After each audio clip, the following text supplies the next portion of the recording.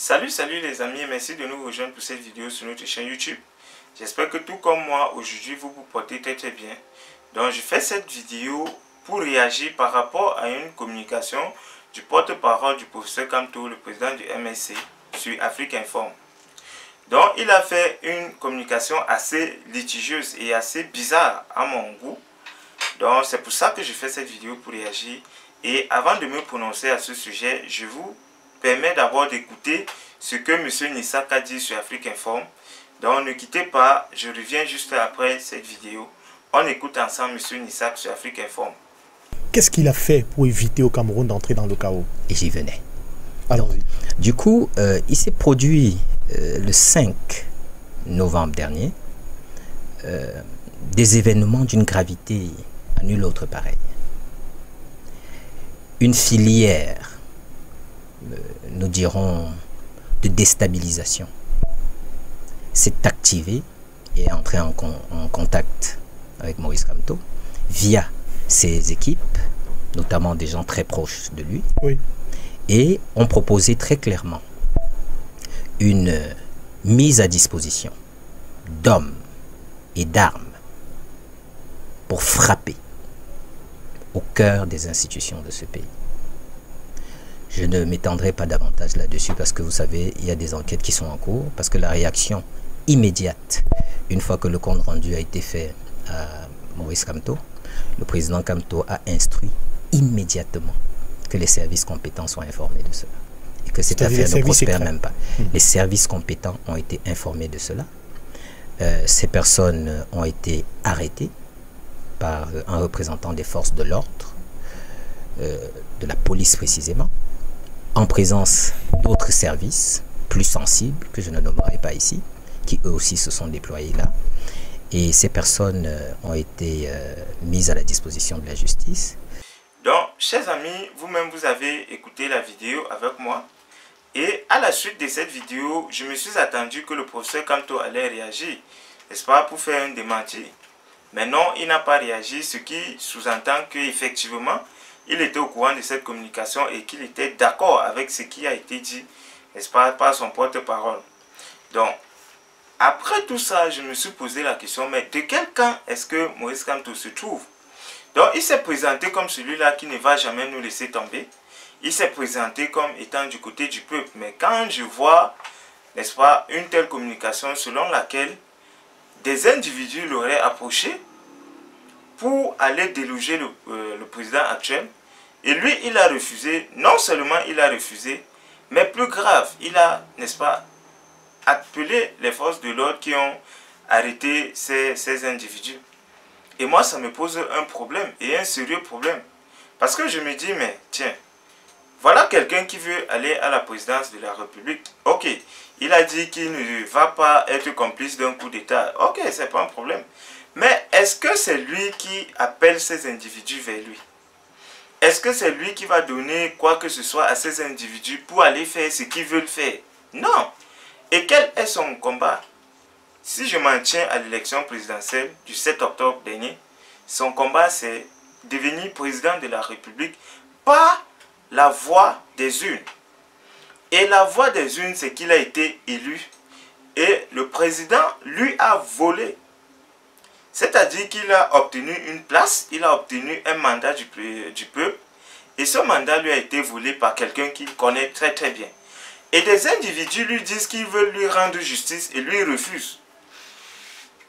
Mais, chers amis, c'est quand même bizarre. Hein? Vous allez peut-être me dire que moi, je ne suis pas ok, mais c'est quand même bizarre ce genre de comportement-là. Vous savez pourquoi? Moi, je suis Camerounais et je vis à Yaoundé. Et dans mes vidéos, à plusieurs reprises, j'ai dit que je ne souhaiterais pas qu'il y ait guerre dans mon pays, le Cameroun. À plusieurs reprises, je l'ai dit. Et j'ai aussi dit que je suis vraiment contre ce hold-up électoral. Ça aussi, je l'ai dit. Pas parce que je suis du MSC, non.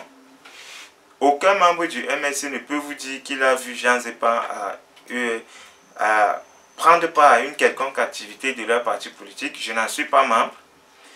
Mais quand je vois quelque chose, n'est-ce pas, qui est bien, je ne peux m'empêcher d'apprécier ce qui est bien. Parce que ce qui est bien, c'est bien pour tout le monde. voyez un peu, c'est dans la même lancée que je fais cette vidéo pour dire que le professeur Kamto, honnêtement, si ce qu'il a dit s'est passé tel que communiqué, il m'a trahi en tant que citoyen camerounais.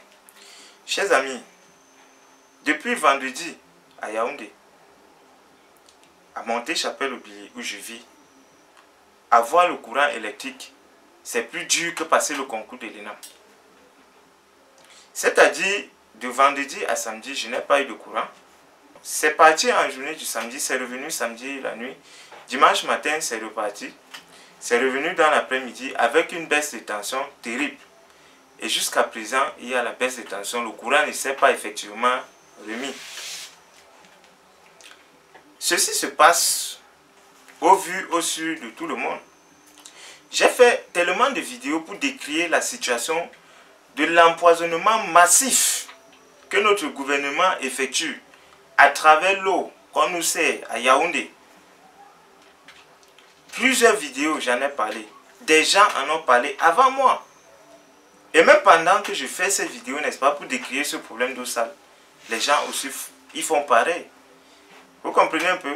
Mais, ceux qui nous dirigent, qui ont ce devoir, au moins de nous donner une eau potable.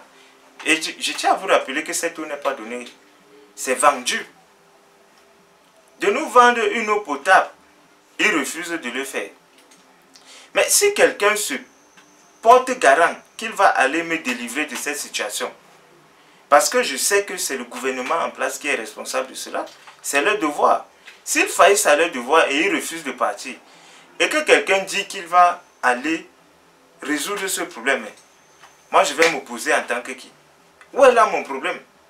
Est-ce que Maurice Kamto fait partie du RDPC pour protéger Paul Biya? Mais Paul Biya a des collaborateurs, il a l'armée, il a tout le pouvoir pour lui.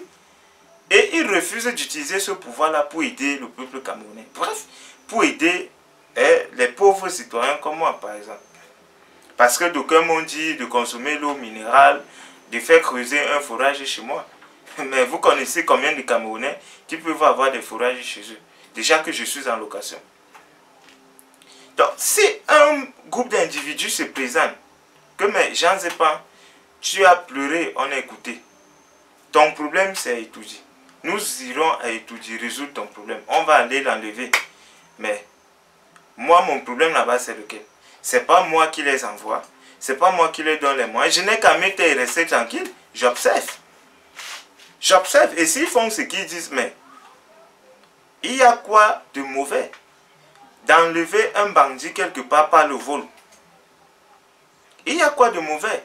Donc, M. Kamto, si honnêtement, vous êtes allé dénoncer ces gens-là à la police, il faut savoir que c'est pour moi en tout cas, ça c'est une très mauvaise décision. Et j'espère que vous n'allez plus refaire ce genre d'erreur-là. Parce que ce que vous avez fait, c'est comparable à quelqu'un qui arrive chez un ministre, il trouve de l'argent dans une salle, comme ils font, ils sèchent même l'argent. Il a la possibilité de prendre sa part. Il refuse de prendre simplement parce qu'il ne l'a pas travaillé. Non, il n'y a aucun mal à voler un bandit. Vous comprenez? Si vous êtes malade là, vous ne pouvez pas vous soigner. Vous partez voir un ministre qui vous dit qu'il n'a pas l'argent. Et vous connaissez là où il sèche son argent. Mais, cher ami, je ramasse ma part sur ça, je pars. Je pars me soigner. Et c'est ça que vit la société camerounaise. On part d'échec en échec, d'humiliation en humiliation.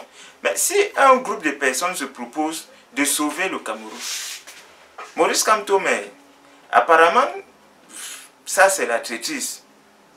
Ça c'est la traîtrise.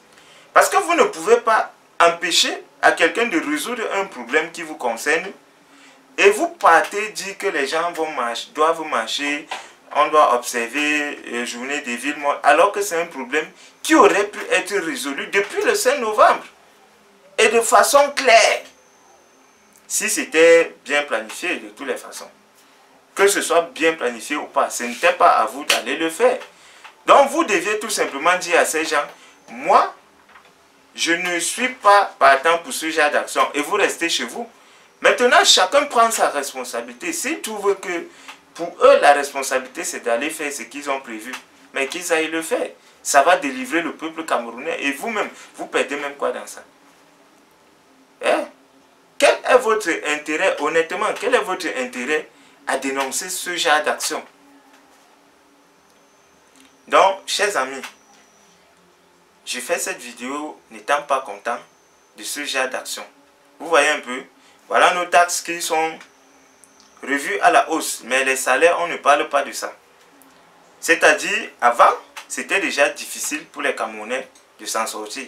Maintenant, ça sera encore plus difficile. On veut élargir, n'est-ce pas, la recette fiscale. Et on fait quoi avec cet argent? Les chantiers de 40 milliards sont attribués au Cameroun à 200 milliards.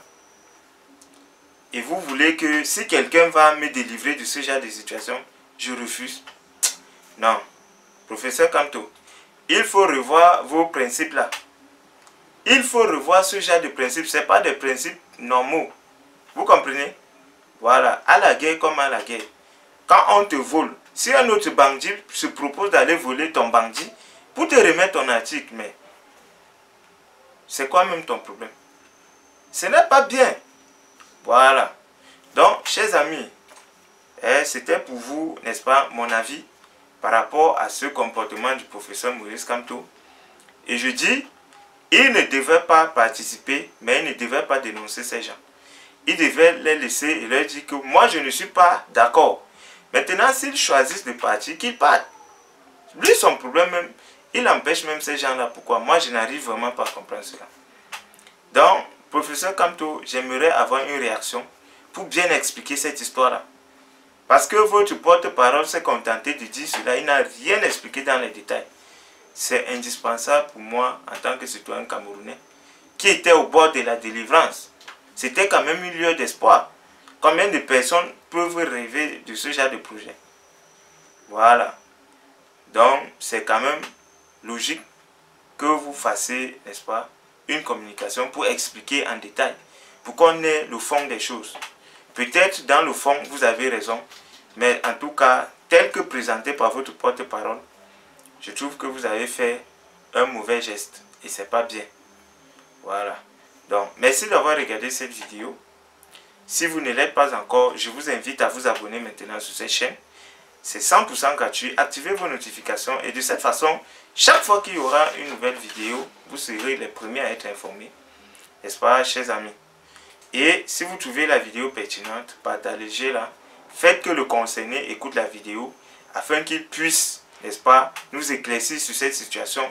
Pourquoi il a décidé de prolonger nos souffrances? Pourquoi il a décidé de prolonger un combat aussi dur? Pourquoi il a décidé de prolonger, n'est-ce pas, nos peines, nos misères, nos pleurs? Voilà. Donc pour vous, j'étais Jean Zepa en direct de Yaoundé. J'espère vous retrouver très prochainement dans une autre vidéo. D'ici à là, que Dieu vous bénisse. Portez-vous très très bien. Je vous aime tous. Ciao, ciao.